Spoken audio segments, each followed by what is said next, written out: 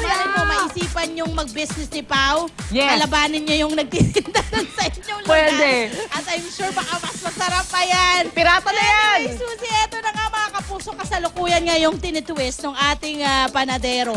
Yung ating bicho-bicho, yan yung isang klase ng style ng paggawa ng bicho-bicho. No? Yung parang ginagawang pilipit. Ano? Ang mga ingredients niyan ay yeast, asukal, margarine, flour, asin at mantika. At ito pa sa puhunang 1,000 pesos, meron ka ng 5 kilong flour, makakabuo ka na ng 200 bicho-bicho at pwede mo ito kagatong ginagawa ngayon ni Kuya. Piniprito na po yung ating bicho-bicho sa mantika. So, kailangan mo lang ng gas at mantika. So, pwede ka raw kumita ng 2,000 piso. Iwanan natin muna si Kuya dyan dahil dito naman sa harapan ng kanilang ng Dimasalang Bakery na 1919 pa. Diyos mio, ang tagal na pala nitong bakery na ito. Ay ipapakita naman na ni Mang Ador kung paano nga ba lulutuin yung bicho-bicho, paano yung preparation para sa ating mga nanay. Handa na ba kayo? Eto na, Mang Ador, kumusta na? Buti po. Okay, anong mga ingredients na, gaano karaming bicho-bicho yung magagawa natin doon sa inyong gagawin? Mga 5 kilo po. 5 kilo. Okay, sige. Tapos ang gagawin po natin ay? Iuna po natin tubig. Tubig. Gaano karaming tubig yan? 1 cup. 1 cup. Next, ano po? Tapos yung yeast. Yeast talaga yan. Oo. Tapos haluin natin para matunaw. Okay, kailangan Matunaw siya. Okay, tandaan nyo po ha, kailangan sa mga mga nanay ng tahanan, yung ating mga ingredients, kailangan sa mga kilalang produkto. Huwag tayong basta-basta bibili. Halimbawa, murang-mura kunya dahil mura yung ingredients, bibilhin na natin, delikado, di ba? Kailangan malinis lahat. Okay, next po. Susunod natin yung asukal. Saka yung asin. Haluin natin para matunaw. Tutunawin natin.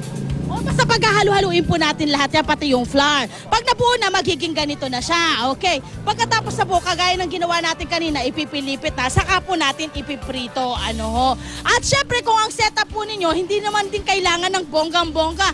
Meron ka lang nitong umbrella. Ayan, mabibili lang din sa Divisoria. Murang-mura lang yan. At table. Ayan, ganyan lang.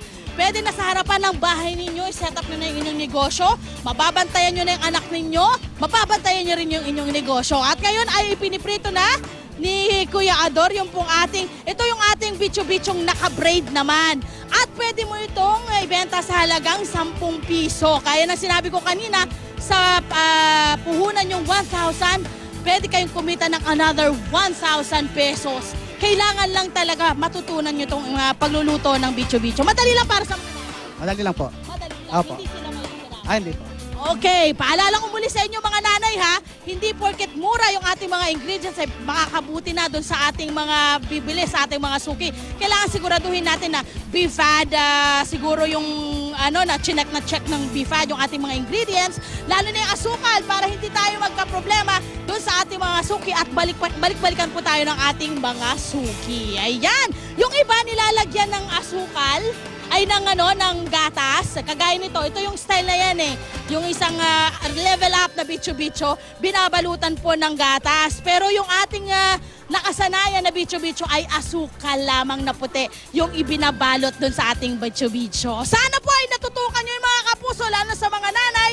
At syempre, ayan, hindi pa luto yung ating bicho-bicho. Magbabalik, tikman natin. Ito, tikman natin itong ating the classic one. Sarap!